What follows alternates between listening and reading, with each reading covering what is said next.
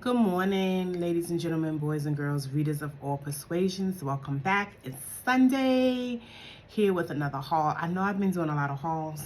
That wasn't purposefully done, but this haul is a professional haul. This haul makes me super happy because it's when my professional and personal lives aligned. And so all of the books that I got in this particular haul were free. Absolutely free, which my heart was on elevation at that time. So yesterday, Saturday, I went to a professional development for restorative justice, restorative practices. I am the restorative practice liaison at my school. And so we had to do this in-person training, which was the first one we had since COVID. And so it was a joy just thinking about getting out and meeting other professionals and people that I can lean on in doing this work. So when we got there, we got an email before saying it would be like a resource fair and bring some bags because there will be some books. Well, little did I know that my entire spirit was going to be happy based on the professional books that we received and also books that I just wanted to read in general that are nonfiction books. A lot of it was by Black authors or people of color. So this resource fair, and they were free, made me tap all the way in. And we were able to pick minimum of 30 books initially, and if there were more books that we wanted to bring back to our school, have circles with our kids and things of that nature, we could pick books. People brought suitcases. I had 2 bags. I didn't even count the number of books that I received, but I was just so happy that I had the opportunity to pick up some books I wanted to read, and then pick up some books personally I wanted to read, professionally I wanted to read, and books that I can use with my students and colleagues. So let's get started on this professional book haul. That being said, I'm going to start with the super uber duper professional books that deals with restorative practices and doing circles that I will be doing with my students and colleagues. And some of these books I'm familiar with, a lot of them I'm not. So this is not going to be as long as me talking about the books because I really don't know super much what they're about and what they're going to offer. So that's going to be part of my process, reading these books and taking out what I need to help in the services that I provide professionally. So the first book is Beyond Survival: Strategies and Stories from Transformative Justice Movements. And this was edited by Idris Dixon and Leah Lakshman. Here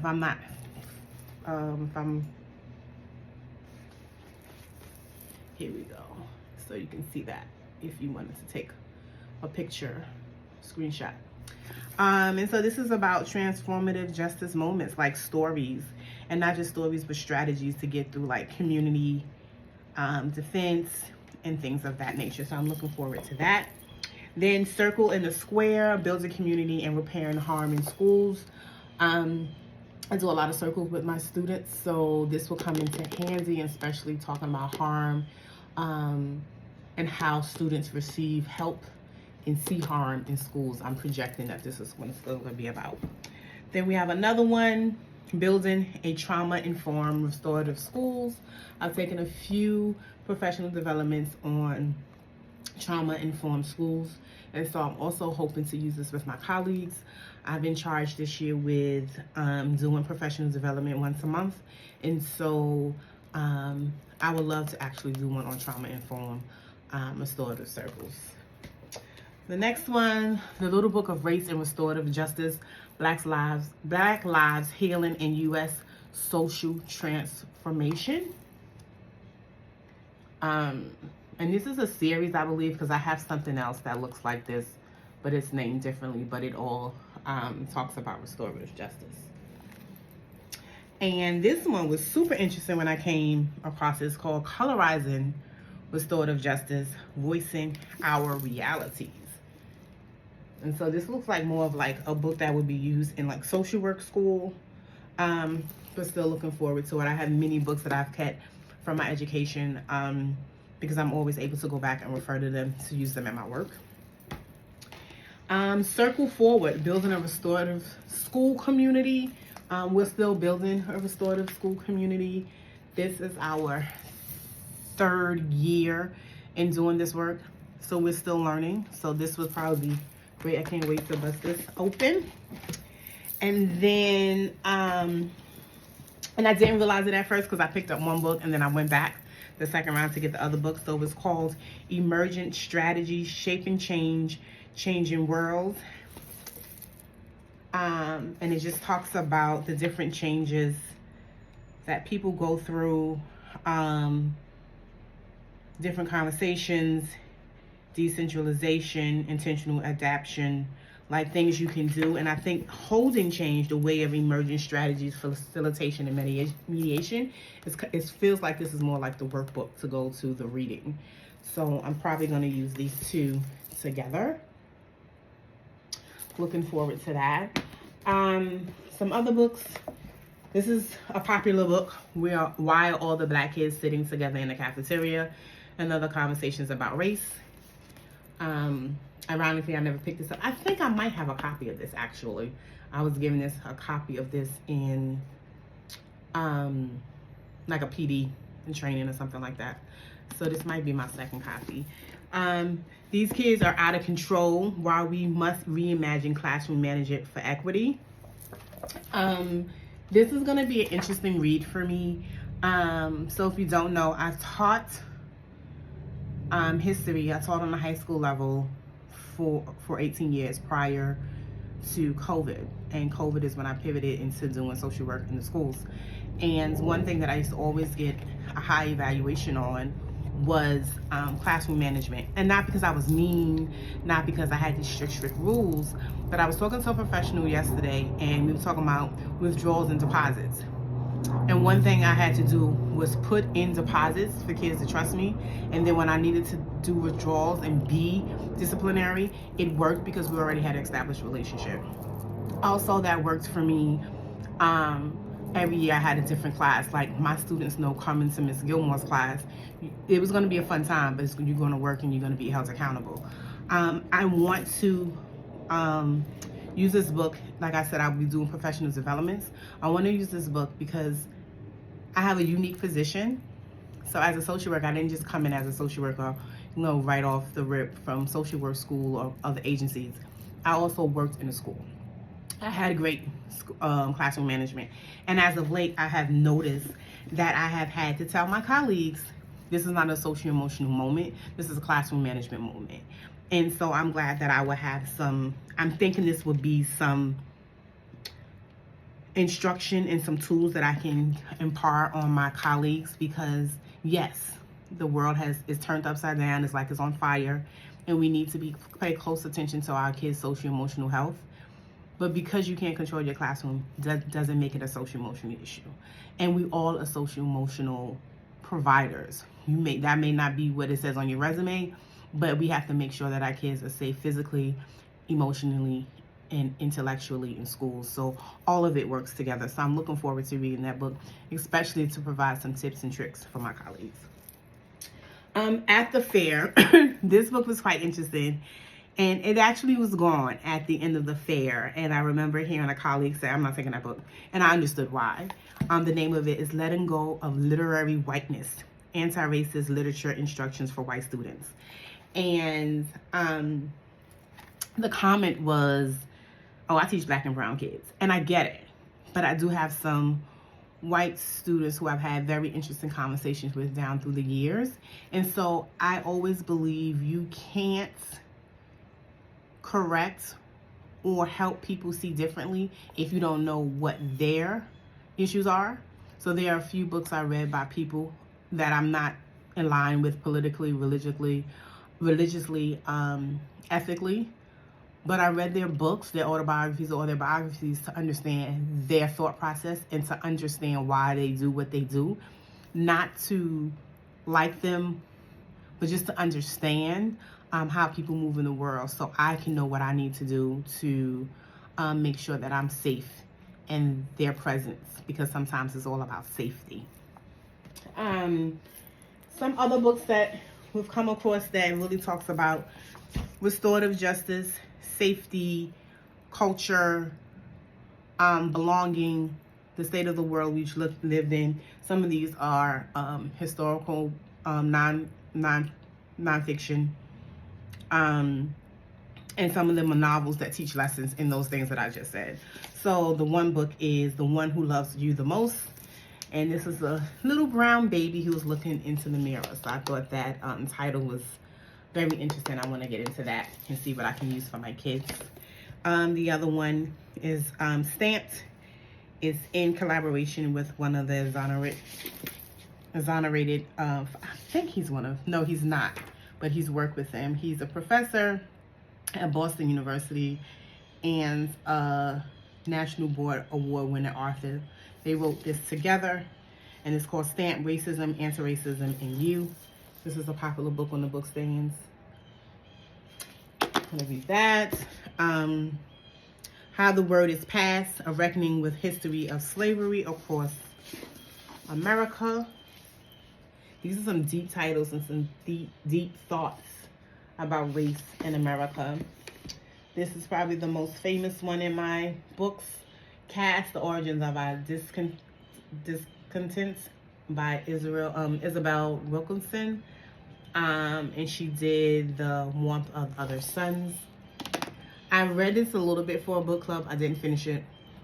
I do remember being a little angry. So I'm past that in my journey in reading. So I'm going to definitely dive into that. Watch Us Rise is another dual author collaboration. And it feels like it's talking about coming together. Friends who are different races. Coming together and kind of teaching adults how to live together. That's what it feels like. So Watch Us Rise. I'm Not Dying With You Tonight, which is super interesting. Another young YA novel, young adult. This I actually got, I didn't realize it until later. So my kids did a restorative justice youth summit in June, and we had like a little grab bag, and this was in it, but there's a book that goes with it.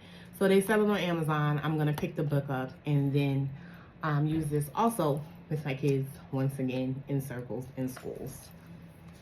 Become an Abolitionist, Police Protest and the Pursuit of Freedom.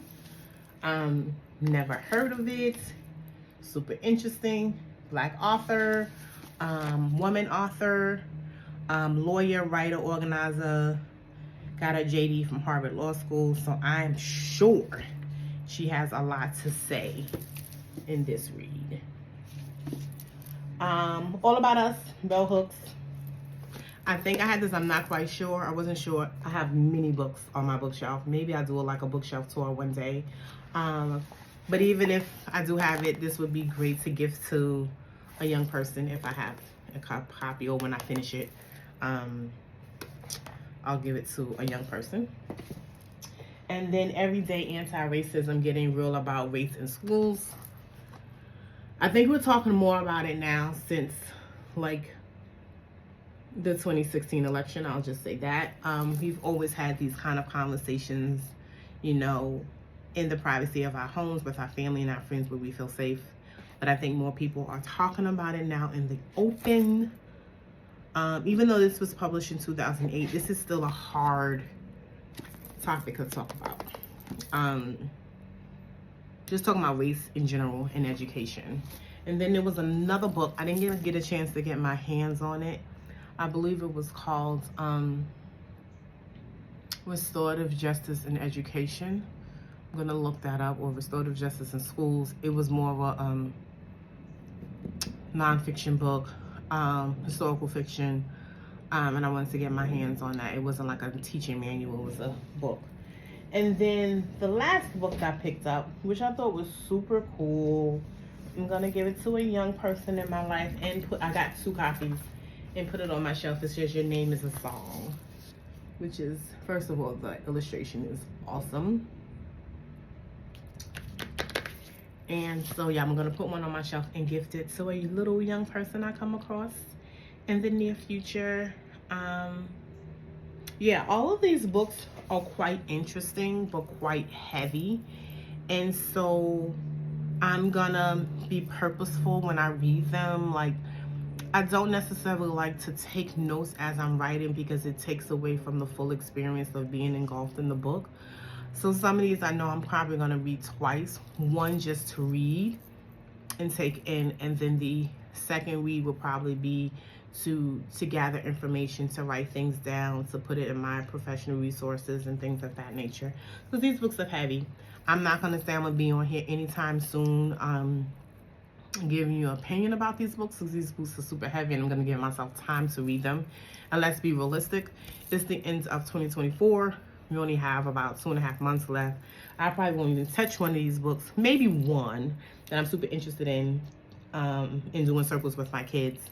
But 2025, I'm going to sprinkle them throughout the year. You know, I have so many books that I want to get to, and I'm a mood reader, so that also, I guess, helps or not help in that way. But yeah, this was my book haul for this week. It wasn't expected. I'm super happy about it. So let's count these. 1, 2, 3, 4, 5, 6, 7, 8, 9, 10, 11, 12, 13, 14, 15, 16, 17, 18, 19, 20, 21, 22, 23. So I got 23 books. And one repeater, so like 22 books. And there were a couple of books that were there that I have, that I know I have. I actually read them, was in book club, so I felt that, you know, someone else can use that book because I had it on my bookshelf. And some of these books, I'll be honest, not all of them going to the schoolhouse. Majority of them going to the schoolhouse. But yeah, there's some books I really want to read and break down and get into and have some discussions with my young people and my colleagues. So that's my Sunday video. It was a professional book haul, more so than not. Yes, this is my channel, Books Uncorked and Caffeinated. Today I did have some coffee, but I had it earlier. So we'll talk about caffeine later. And that's it for today. I'm looking forward to next week. Next week I'll probably talk about all the books I read in October. So it won't be a haul. It'll be a review of books that I read in October. And until then, enjoy your coffee or your wine or your travel. Have a good one. Bye.